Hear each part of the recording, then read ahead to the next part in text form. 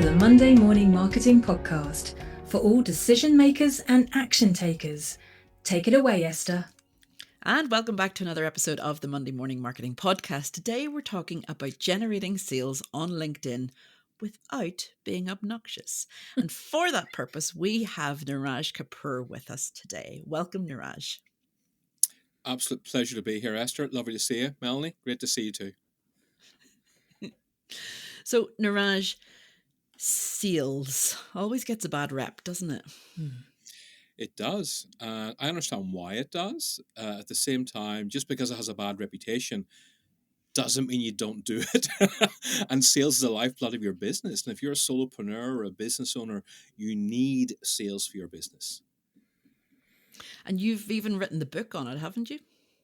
Yes, everybody works in sales. That was what I did to launch my business. And the idea was to write that book, become $1 million, dollar bestseller with Simon Sinek and Mel Robbins, and really hang out with them and do events together. And it didn't quite go as planned, but Well, I gave it a shot, but we're glad, because it means you get to hang out with us instead of them. I did actually interview Mel Robbins in 2017 for my book, and there's 4 pages of her in there before she became the Mel Robbins we know today. And I must say, she was outstanding. She was really quite brilliant. So, sales on LinkedIn. How hard is it to do sales on LinkedIn? Or is it easy? It's getting harder now. I would say 4 years ago, I started to become well known on LinkedIn. I was a nobody, just so everybody listening or watching knows. And I was trying really hard to sell my books and sell my courses. I wasn't having much luck. And that was my fault, because almost every post was buy my product, buy my services. Nobody really cares about that. And so once I stopped doing that and I started sharing knowledge and I started helping people, all of a sudden you start to get a following. And like I said, 3 or 4 years ago, it was easier. Now you have 1.2 billion people on LinkedIn. You have an algorithm which is ever changing. And you have a lot of people, especially Gen Z now, who are becoming very smart in how they promote themselves on LinkedIn. They are very smart copywriters. They are brilliant marketeers. I'm not saying that makes them good at their job, but they're very good at getting attention for themselves. And so the competition now has become ferocious on LinkedIn. At the same time, I'm still doing business on LinkedIn. It's just not 50% of my income anymore. It's more like 25 to 30%. Okay. So sales isn't as hard as I initially thought on LinkedIn. So is it down to the fact that it's just all being done natively, or is it down to the fact that it's being done more cleverly using LinkedIn ads? I personally prefer native, because the people I see doing LinkedIn ads tend to be very well off, and that's not fair in most people who can't afford it. Plus, I don't use LinkedIn ads, so I can't sit here and talk about experience of I have used it, therefore it's worked this way. I always talk about personal experience for myself and personal experience for my customers. The customers I know that have used LinkedIn have said it's very, very expensive for what it is. A lot of people think because LinkedIn's a very good B2B business platform that automatically they should be advertising in it. And those two do not go well hand in hand, just to be clear. So LinkedIn, in order to generate the sales you want, it used to be you wrote very good content and people will contact you. Now you have to do very good content and you have to spend a lot of time in the comments section commenting on other people's posts. That's currently where the gold is right now. And you need to spend time doing emails, quality emails to people. And you need to pick up the phone now and again. And you got to have Zoom now and again. And you got to go to networking events. And you got to do, but there's a whole, sales is no longer just one thing. It's quite rare. When I see people saying they have 6-figure businesses on LinkedIn and they're 23 years old and they've been in business for a year, I don't believe a word they say. Now, of course, there's always unicorns here and there. And you always get somebody now and again who's truly exceptional. But in most cases, I have spoken to these people and they openly admit they lie because they feel they have to get attention. They belong to the Instagram generation. where they have to show off about their cars, they have to show off about their laptop lifestyle, they have to say they make millions of pounds a year for their clients, even though from their LinkedIn profile, they've only been in business for about a year and they've just graduated university. It's amazing how many of these young kids are making a fortune with zero proof. But sadly, a lot of people who are going through a difficult time do buy into that, which is very disappointing, but it does happen. So fake it So till you make it is back. Yeah, that's what I A was lot, going to a lot of say. young kids do. Our generation is different. I'm a lot, much older than both of you, but my generation would just never do something like that. We just wouldn't. I'm not saying my generation is better, just to be clear, because Gen Z has a lot of great technical skills and technology skills and skills that my generation doesn't have. And I admire them and respect them for that. It's very important. This is not a Gen Z bashing. I would never do that. And I also recognize and respect them. And I have a daughter and two stepdaughters who are Gen Z. So that's why I want to be very open about it and not take sides. But yes, they have no problem lying their asses off. Keep it up politely. No problem at all lying their asses off and being dishonest. And they have no problem with that. Whereas my generation are just, it makes us very uncomfortable. Fair enough. Well, we're not going to ask the ladies on the podcast their age, but everyone who listens to us regularly does know that we tend to verge towards the upper. Well, we're not quite boomers yet, but you know. No, we're not boomers, but we're definitely millennial and Gen X. So proudly, I have to say, proudly. Right. So fake it till you make it is back. Everybody's made to feel inadequate. You have to spend 10 hours a day on LinkedIn. That's what I'm hearing from the, post your content, comment on other people's content, send messages, send emails, send Zooms, phone calls, attend networking events. It's just sell constantly. Yes, but I think when times are more difficult and the competition is ferocious, that is just one of the things you have to do. And I am spending certainly more time prospecting these days, more than I personally want to. I lost a piece of business to a big Fortune 500 company recently. I had two of their mutual connections recommended me to them. And I had a meeting, I had a follow-up, and they said, look, sorry, we're going in a different direction. I said, fair enough, these things happen.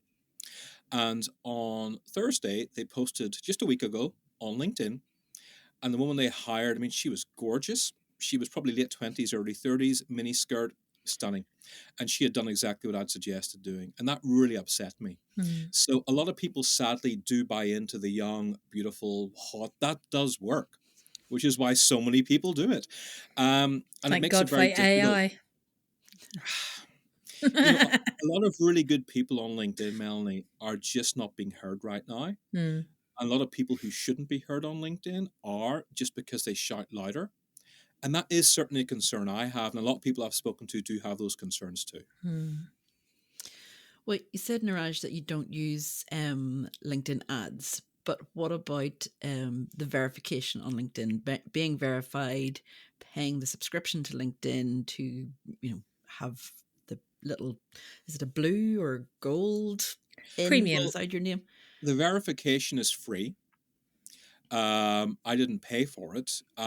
Only 10% of people who use LinkedIn have actually been verified.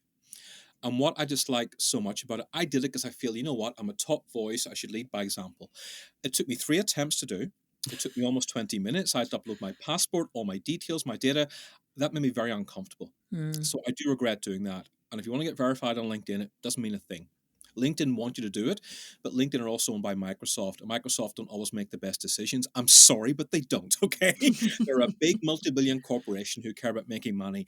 They don't necessarily have people's best interests at heart all the time. I think that's the nicest way to describe it.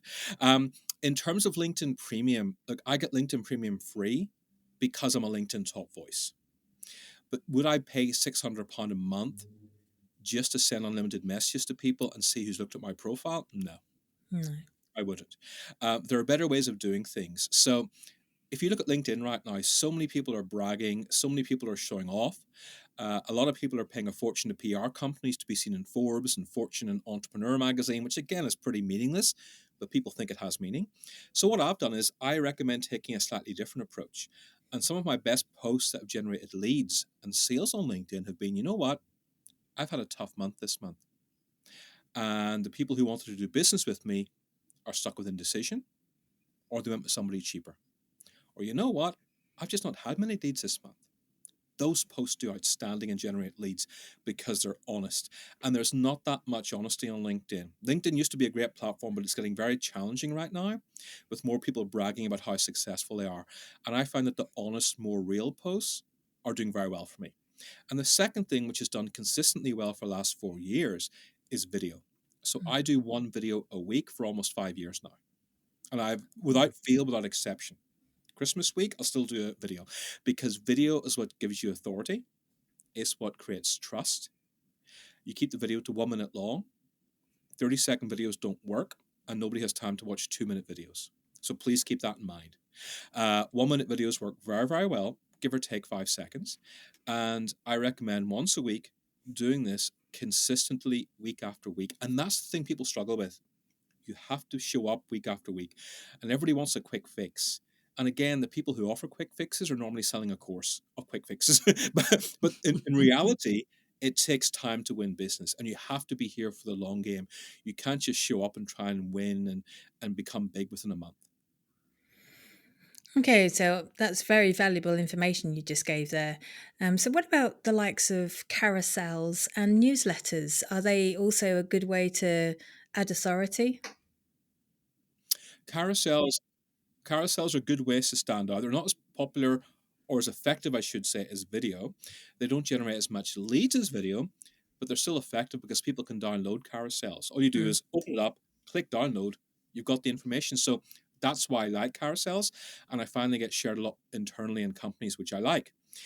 Email newsletters are becoming less and less successful because nobody really has time in today's busy world to spend between 4 minutes to 6 minutes reading a newsletter. You know, my clients will read it, and 1 or 2 close friends will read it, but nobody else cares. They really don't. And I've unsubscribed from a lot of newsletters now because I just haven't got time. Unless you're a client or a potential client, I just don't read newsletters anymore at all. Does that include the LinkedIn newsletters themselves, or is this LinkedIn's newsletters are horrible. Oh, God. I'm sorry, but the people who work at LinkedIn, they don't know how to use LinkedIn. They just don't. And again, I've been to head office enough times to know this. They just don't know how to use LinkedIn because all their business is inbound. And their job is to sell people £50,000 worth of LinkedIn Premium, £100,000 worth of LinkedIn Sales Navigator. And the only success people really have on LinkedIn is when they leave and they put ex-LinkedIn in their profile. And they say, hey, I'm ex-LinkedIn. You want to know how things work? Come and hire me. And these people sadly do very well for themselves. Even though they haven't a clue how to run a business, and even though they don't know how to use LinkedIn, it says ex-LinkedIn on their job title. And I know several people who've left LinkedIn, set up their own businesses, and they're making a killing because people actually think they know what they're talking about. Wow. I know. So you mentioned there just in passing, and you mentioned just briefly that you're a top voice on LinkedIn. Explain more We about said that. it a couple of times, in fairness. Oh, well, you I said didn't it a go couple into of times because I'm really detail. proud of it. Didn't go into detail as to how we can get it, you know? I was really proud of that. So what happened was I was a nobody on LinkedIn, as I mentioned, and I wasn't having much success. And instead of just selling all the time, I started helping people. And that's good. But it wasn't enough. So what had happened was, even though I was born and grew up in Northern Ireland, I spent my career in London. And I had a pretty good career. But when I set my own business up, I found it very difficult. And so I sold as much as I could on LinkedIn, wasn't working. Then I went through a traumatic divorce, which knocked me for 6 after 21 years of marriage. And then lockdown happened. And I was struggling with business and living off bounce back loans because nobody had any money. And unfortunately, I didn't cope well mentally. My mental health really suffered. The trauma of divorce, not being able to afford therapy, and lockdown, and living off bounce back loans. You know, as a man especially, you need a job or a career. You need money. You need an income. Otherwise, you don't really have much. Also, men are terrible at forming friendships. We just are. Women are brilliant at it. Men are just not good. So there's no support system either. And so sadly, I had to go live with my parents. I moved in with them in a small working class town in Northern Ireland. I put everything in storage and went to live with them. And I wrote a post on LinkedIn about shame and embarrassment and failure. And that post went viral. It surprised me. And a month later, I wrote about loneliness and the difficulty of finding friends in your late 40s. That went viral. And I was inundated with hundreds of messages from people to say, I'm struggling with friendships too. I'm struggling with loneliness. And by the way, don't worry about divorce. I've had to live with my parents in my 40s as well. And so many Mm. supportive people just came out of the woodwork. It was amazing. And then I started talking about online dating and how online dating is like sales. And all of a sudden, thousands of women started following me. you know, um, Probably half of them out of naughtiness and half of them just genuinely curiosity. And all of a sudden, they started reaching out to me going, I love your posts on LinkedIn. I love your honesty. There's nobody writing the way you are. Mm. Can you tell us about how you managed to get so many followers so quickly? I got about 15,000 followers in a year. And LinkedIn saw this and thought, this guy is different. He's unique. And they gave me the top voice badge. And that was really cool because I did ask them why. Because there's no real reasons why they give it to you, but they give it to very few people. But when I spoke to head office in San Diego and I spoke to one of the creator managers, that was the reason she gave. And I was really grateful for that. It doesn't bring you in the work. It's not like people look at it and go, oh my God, he's a top voice. We must hire him. That rarely happens, believe it or not. Now and again it does, and I'm grateful. And now and again somebody will say, we're putting an event on, you're a top voice, would you like to speak? But like I said, it's now and again. It doesn't build your business, really. It doesn't create regular income, but it's very nice for my ego. Well, it's just an illustration to me of, people say that sex sells, and to a point, I suppose it does. But I think vulnerability also sells. And the relatability that you made of yourself with those two viral posts, and it's because you pulled back the curtain, just like the Wizard of Oz, you revealed what was going on in the background. And that's something that a lot of people are very afraid of doing. Mm. And it's not because they're a bad person or anything like that, but it's just leaving themselves exposed, basically. People are generally scared of being judged. Yeah. Whenever they say to me, we don't want to write about our personal life on LinkedIn, because my personal life is my personal life and my children are my children. I think it's just ridiculous doing that. I said, look, I respect your wishes. Mm. I am here to share best practices with you. And by the way, as a fellow parent, kids are expensive. It does no harm to put their pictures on LinkedIn. Seriously, you got to get something out of it, all right? It does no harm, okay? It really doesn't. You don't have to, you can cover their faces if you want, but it just makes you more human. And the fact is, as a business owner, I'm constantly buying things, whether it's software, whether it's email, whether it's marketing support. I buy it from people I like and trust. Mm. I don't just buy it from people who do business posts. I have to buy into the person. That's me. And the people who buy into me, nobody's ever contacted me and said, I must hire Everybody Works in Sales Limited for my business. Nobody. What they've often said is, I just read a post about your engagement. I got engaged in April this year, and that post went viral. So I've had 9 Mm. posts go viral over 3 years. And I read about your engagement, and I just loved how you wrote about that. That was amazing. I've been looking for a sales coach, and a lot of the sales coaches out there are quite passive aggressive. You seem just like a decent person. Can we have a chat? And that's generally how it goes. And I said, it's a great idea. Let's spend half an hour talking, see if you like me, see if I get you, and see if you trust me.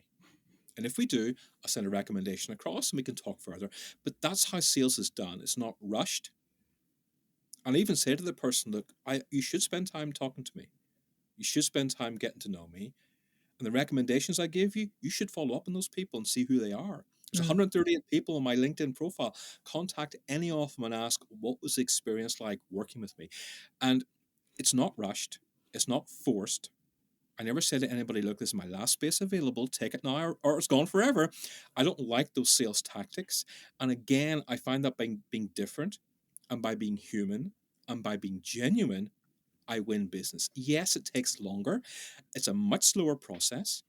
But I find that what you often do is, you attract much better clients, Mm. but also those clients often refer you to people in the future.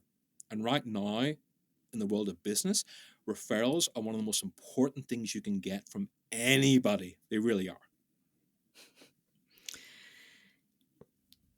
I want to touch on inboxes. So, like, we're focusing on LinkedIn here. So people appearing in your inbox, Mhm. and I said before coming on that I've had some howlers over the last couple of weeks. One guy contacted me a couple of weeks ago, and the first time he had contacted me was 2019. And he starts this next one, and I had never replied to him. He's started this next one with, "I'll pretend you didn't ghost me." Oh my goodness. And I'm just like, I'm sorry, what? Mhm. And then a week after that, he sent a GIF or a GIF of a coffin and me waiting What? till you respond. No. I was like, Oh, God. this, that, no, Wow. I just don't have words. I don't have words for this. And I haven't blocked him on purpose to see what else he's going to do to dig the hole even deeper. But I also then had a friend request come in, or a connection request come in, from a woman, and she'd written a little message and said, "I tried you on email," and I looked her up on my emails first, and from 18 months ago, I suddenly had appeared on her mailing list, and I've never signed up to the mailing list, Mhm. and there was no obvious way to remove myself from the mailing list. Hmm. But at the bottom of every single email, like not the first ones, but of the most recent ones, it said, reply no or reply stop. I'm like, I Yeah, shouldn't have to do that, So I I agree. didn't accept her connection request. And I'm just like, things like these smarmy tactics, these ick. It happens a lot on LinkedIn, and I think it's happening more because I see polls from other people that I follow on LinkedIn who are always going, has your inbox filled up with all these Hmm. connection requests or with these random, hey, you've ghosted me messages and things recently? So is this just something that has happened more recently? Is it a trend that we're seeing since the demise of Twitter X? Is it a thing that, we're going to see more of? Is there Is one there a way trainer around it? responsible for all We of are, this? unfortunately. I mean, look, when times are tough, people spam more. That's what happens in business. And right now, people are nervous about tariffs. They are very nervous about AI. A lot of people I know in the last year, I know at least 20 people in the last year who were LinkedIn coaches or business coaches who now have had to take part-time jobs or sadly close their business down and take full-time jobs. Because a lot of people have become lazy, and instead of investing properly in coaches, they're using ChatGPT to coach them, which isn't the same thing, just to be clear. I'm not anti-AI. I believe AI can be used properly, but there is nothing in this world that can match the humanity of having a coach that cares about you, has your best interests at heart, keeps you accountable, and looks after you. Nothing. There's no AI yet that can match that. And yet so many people I know are using, YouTube to coach themselves. I'm like, YouTube's good. I like YouTube, but I pay a lot of money to coaches. You know who my coaches are. Esther, I told you about them before we started. I pay a lot of money to them. They're good coaches. That's how you get better. But when times are tough, people default to spam. And email spam and LinkedIn DMs are what they're doing. Now, that's wrong. But what's also interesting is most of them are men. Because I find that in sales, self-awareness is at an all-time low. And women generally have more self-awareness than men. Most of the time they do. Men's self-awareness is... I don't even think men know what self-awareness are in most cases. They just don't get it at all. And they just don't seem to have a clue how they come across. And a lot of the bad sales messages you receive on email and social media are caused by men with no self-awareness. It's caused by people who don't respect sales as a skill, so they send out anything. But sadly, it's sometimes a lot of managers have no idea how to coach people or manage people, and they give terrible advice that worked 10 years ago that doesn't work anymore. Hmm. And that's wrong. And that's why I always say, if you want to be good at anything, you have to spend time learning about it. There's no other way around it. Right now, the most important skills in sales are actually emotional intelligence and soft skills like being able to listen, being able to ask the right questions. When you get a setback, how do you respond to that setback? These are the most important skills right now, but I can guarantee you 90% of people are completely oblivious to them because they're either doing nothing or they're frozen by indecision or they're just spamming people or they're paying a fortune to some awful LinkedIn agency to spam people on their behalf. That sounds pretty accurate, actually. Yeah, well, I mean, that's what I experience every day, but also I Mm, ask my clients. I work with clients every Tuesday, Wednesday, Thursday. Monday, Friday, and Sundays, I do my prep work. And then 3 days a week, I'm with clients on Zoom or I'm in their offices. So I'm observing demos, I'm looking at cold emails, I'm looking at their LinkedIn DMs, we're having these. I see this all day long, 3 days a week. mm, So I see what people go through. And that's exactly what people are going through right now. And because I'm a business owner as well, I experience a lot of that myself too. mm. So, Niraj, if people wanted to get your support and consult you, how would they reach you? What would be the best way? And I know it's LinkedIn, but I still need to ask. It is LinkedIn. But here's the thing, on everybodyworksinsales.com or nirajkapur.com, but everybodyworksinsales.com, there's 50 blogs there. Why don't you just look at any of them? There's about 12 blogs on LinkedIn, and the rest are on sales and mindset and personal development, emotional intelligence. It's there for you. Go to my LinkedIn profile and click on all posts. You can see every post I've done in the last 6 months.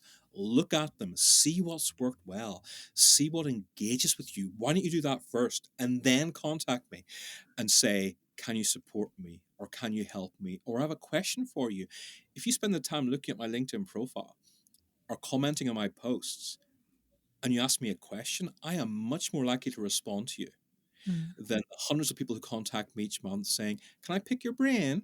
mm, Can I have 50 minutes of your time?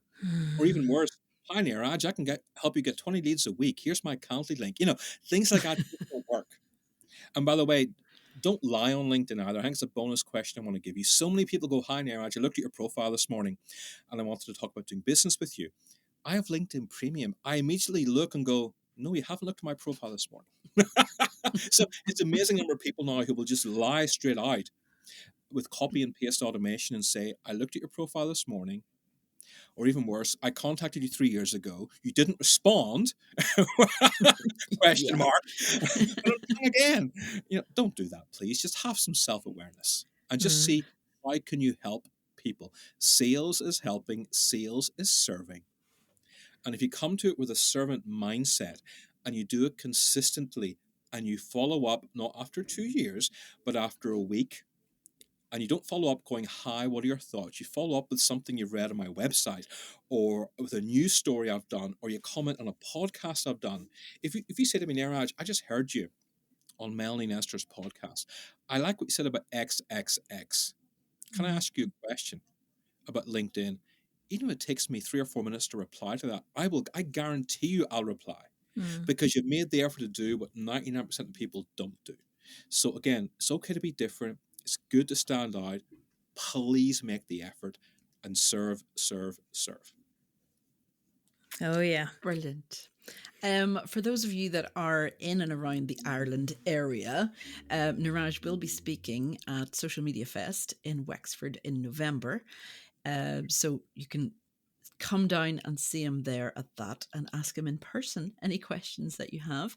And I'm sure you have lots of other speaking engagements, and you mentioned networking, so people can find you all through the island and in the UK, the rest of the UK as well, because you mentioned before coming on air that you'll be going to lots of different things over on the mainland too, as we like to call it here on the island. But Niraj, I do want to thank you for coming on and giving us your time and your insights and your knowledge and your hilarity as well. Uh, keep us all going this Monday morning. And we do want to thank you for taking time out of your client prep work time that you have with on Mondays. If anybody does have a question for Niraj and you want to contact him through us, we can also send on the information to Niraj. But do reach out and tell him that you heard it first through yourselves. Yes. That's it for today, guys. We're back next week with another episode of the Monday Morning Marketing Podcast. Until then, bye-bye. Bye. All right, thank you.